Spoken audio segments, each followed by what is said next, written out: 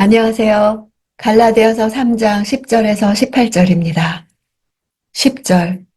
율법의 행위에 근거해 사는 사람들은 모두 저주 아래 있습니다. 기록되기를 율법책에 기록된 모든 것을 항상 지켜 행하지 않는 사람은 다 저주를 받는다라고 했기 때문입니다. 신명기 말씀을 인용하여 율법 행위에 속한 자들이 모두 저주 아래 있음을 선언합니다. 저주는 율법에 의해 정죄받는 것을 뜻합니다. 율법의 완전한 순종이 불가능하기 때문입니다. 율법의 모든 것을 항상 지키는 요구를 이룰 수 있는 사람은 없습니다. 그래서 믿음에 속하지 않고 율법 행위에 근거해 사는 자들은 혈통적으로 아브라함의 자손일지라도 저주 아래 놓이게 됩니다. 율법이 구원의 통로가 아니기 때문입니다. 율법 행위에 근거해 사는 자들은 믿음이 아닌 율법의 행위를 구원 방편으로 삼는 것입니다. 11절. 하나님 앞에서는 어느 누구도 율법으로 의롭다고 인정받지 못하는 것이 분명합니다. 의인은 믿음으로 살리라 라고 했기 때문입니다. 하박국을 인용합니다. 율법으로 의롭다고 인정받으려면 완벽하게 율법을 지켜야 하고 그렇지 않으면 저주를 받습니다.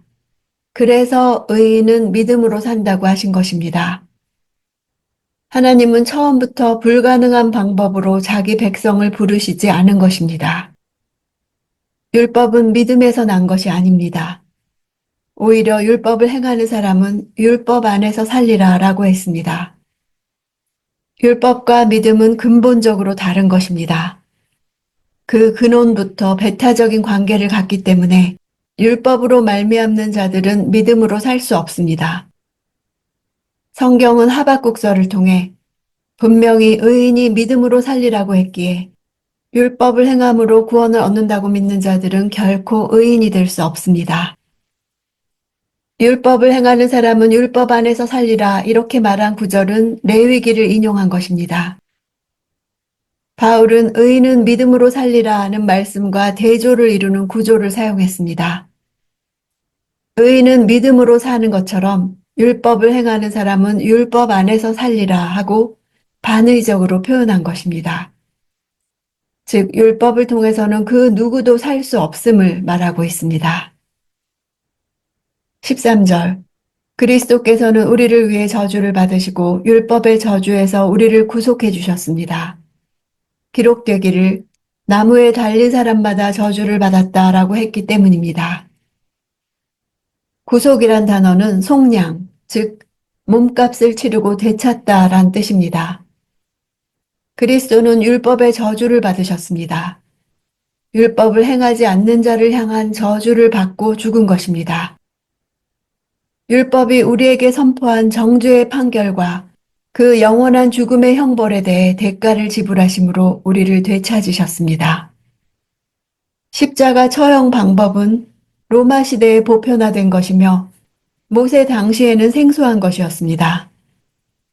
나무에 달린 사람마다 저주를 받았다고 한 신명기는 형을 집행하고 난 뒤 죄인의 시체를 기둥이나 나무에 매달게끔 되어 있는 관습을 반영한 표현입니다.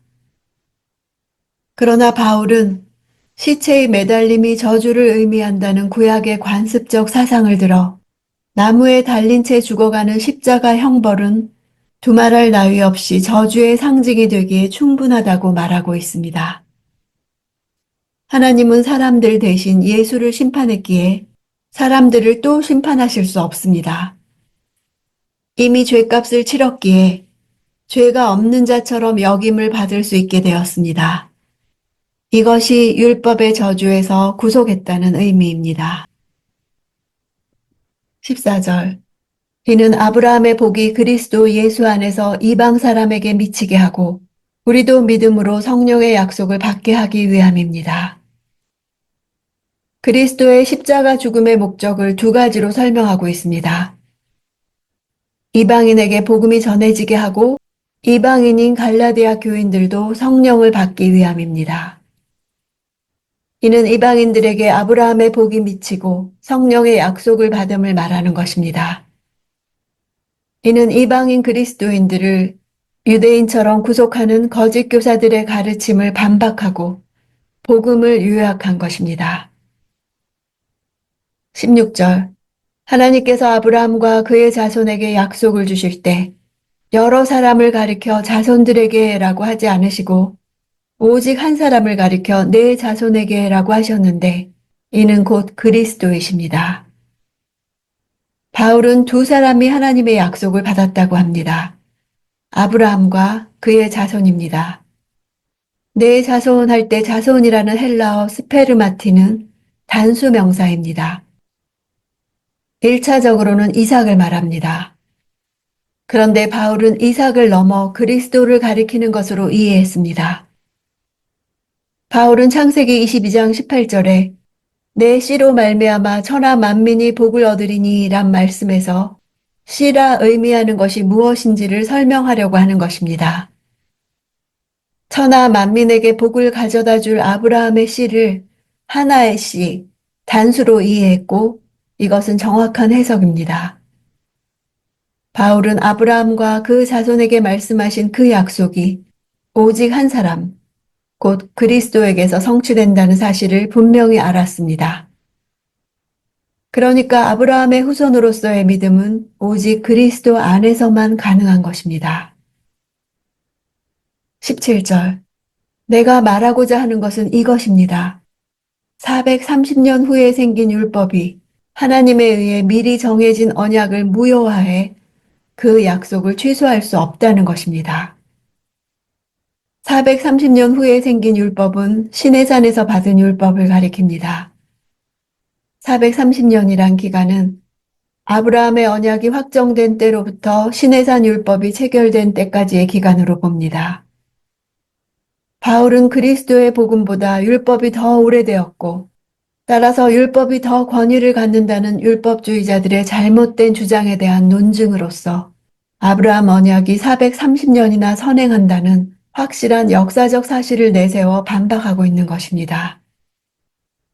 율법이 주어지기도 전에 믿음에 대한 약속을 주셨다는 것은 아브라함이 믿음을 가진 일과 그 믿음을 가진 아브라함의 후손이 되는 일은 율법을 지킴으로 되는 것이 아님을 말하는 것입니다. 아브라함의 후손이라는 증거는 율법이나 할례가 아니라 아브라함의 믿음입니다. 아브라함의 복을 받는 것은 육체로 만나게 되는 이 세상의 모든 삶의 현장이 전능하신 하나님의 손 안에 있음을 믿는 것입니다. 이 땅에서 육체로 사는 삶은 예수의 죽음을 몸에 짊어진 것과 같이 고난이 있으나 보이지 않는 영원한 세계에서는 그리스도의 생명이 우리를 통해 흘러나오는 것입니다. 상황이나 사람을 탓하지 않고 우리 안에 계신 그리스도를 바라보며 믿음으로 반응할 때 예수의 생명이 우리 육체 속에서 드러납니다. 그 무엇도 우리를 사슬에 묶어두지도 노예로 만들지도 못합니다. 그래서 어떤 상황에서도 자유합니다. 자유 속에서 사는 방법은 우리 안에서 성령님이 하시는 말씀을 들으면 됩니다. 내 양은 내 음성을 듣는다고 하신 그대로입니다.